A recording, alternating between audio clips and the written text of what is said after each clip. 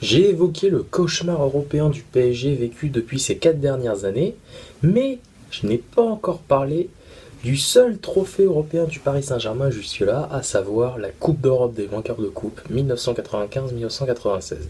Alors, on va en parler dans cette vidéo, mais on va surtout s'attarder sur la saison en elle-même, qui fut une saison au départ rêvée pour le Paris Saint-Germain, mais qui s'est transformée en un véritable cauchemar. On se retrouve dans une seconde. C'est parti. Donc, tout commence pour la phase aller au mois d'août 1995. Bon, Paris est champion en 94. Enfin, là on est en 95, donc non, c'est Nantes, pardon. Nantes est champion en titre et Paris est champion en 94, autant pour moi. Nantes est champion en titre, mais Paris a quand même une bonne équipe, hein, avec quelques joueurs comme Rai, Djorkaeff, Ngoti, bref. On a renforcé notre effectif, et tout commence plutôt bien. Hein, on bat à peu près tout le monde, chez nous, à l'extérieur, tout va bien. Et le point d'orgue de cette domination intervient le 9 décembre 95, face à Nantes, champion en titre, et ce jour-là on va les battre, hein, donc c'est normal, hein. On va les battre, mais on va les battre 5-0, c'est-à-dire comme ça, hop, 1, 2, 3, 4, ainsi de suite. Bon, mais on sait déjà que sur la phase retour, ça va être la merde, parce que 3 jours après, en Coupe de la Ligue, on va se faire virer par Guingamp, équipe de Ligue 2 à l'époque, il me semble. Bon, on s'en fout, on est champion d'automne, tout va bien. La phase retour, par contre, ça va être un autre bordel. Parce que là, on sait pas ce qui se passe. Il y a tout qui déconne. On perd nos matchs, alors forcément, les poursuivants reviennent, dont Auxerre, futur champion de France, la JA de Giroud. Hein, donc, les poursuivants reviennent, voilà. Et le point final, entre guillemets, de ce cauchemar, ça va être le 11 février 96 face à Montpellier.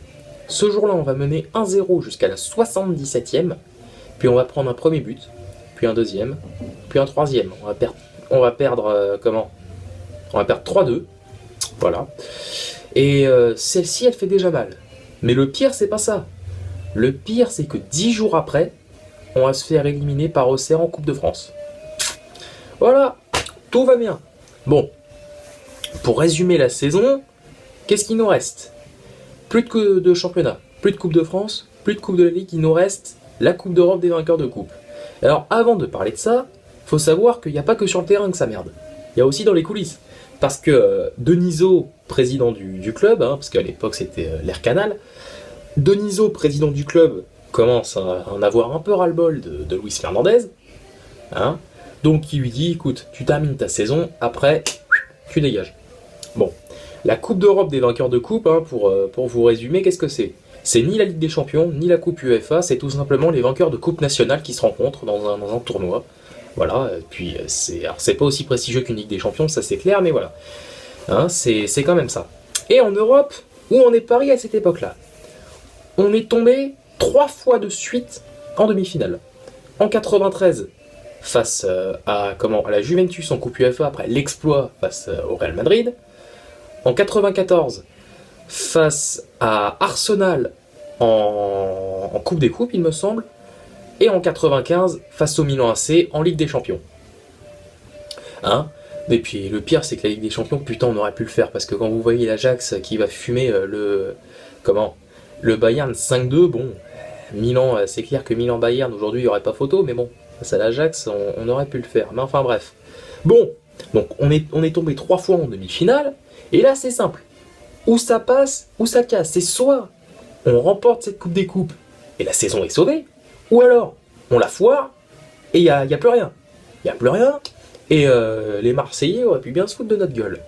Hein, enfin. Excusez-moi.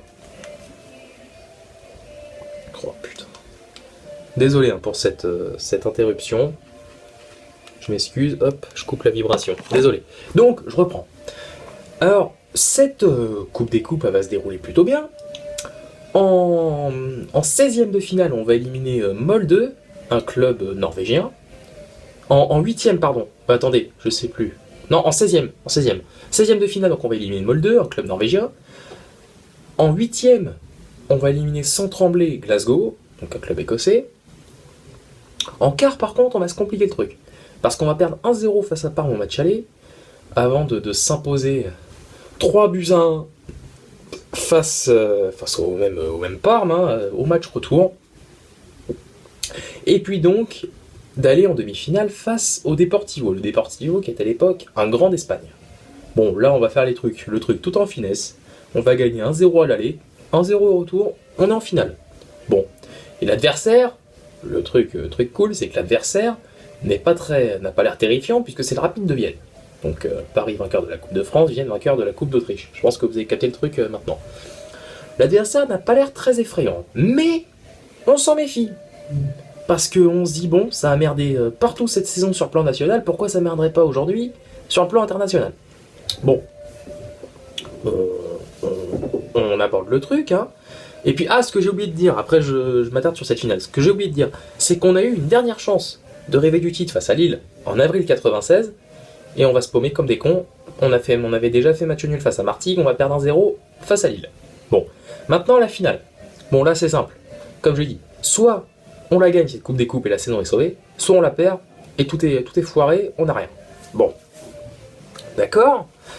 Et puis, qu'est-ce qui va se passer en ce magique 8 mai 1996? Pas grand-chose, je vous l'accorde, hein, ça n'a pas été un festival comme face à Nantes, mais un coup franc à la 29e minute du défenseur Bruno Ngotti à 45 mètres va nous apporter pour l'instant notre seul trophée européen. Et je peux vous dire que vu comment on en avait chié cette saison, c'est comparable à une victoire en Ligue des Champions, croyez-moi. Bon, alors la suite, qu'est-ce que c'est? On va perdre face au Barça en Coupe des Coupes en 97. On va accomplir un exploit face à Bucarest, j'y reviendrai. On va accomplir un exploit face à Bucarest pour aller en Ligue des Champions, mais on va se faire devancer par le Bayern. Bref, je m'arrête là. Donc voilà, cette Coupe des Coupes, elle nous est chère, hein, mais très chère. Un peu comme Laurent Blanc. Enfin bref, cette Coupe des Coupes, elle est dans notre cœur. Oui, ce n'est pas une Ligue des Champions, mais quand même, ça reste une Coupe des Coupes. Hein, ça reste un trophée européen. Bon, l'adversaire n'était pas très terrifiant, je vous l'accorde, hein, comme j'ai dit tout à l'heure, mais voilà, on en est fiers. Et puis voilà, ça fait 20 ans cette année, ça fait 20 ans le 8 mai dernier. Et puis voilà, puis on espère un jour accrocher le plus grand trophée européen à notre palmarès. Voilà, bon comme d'habitude, hein. Allez Paris, rêvons plus grand. Et banzai!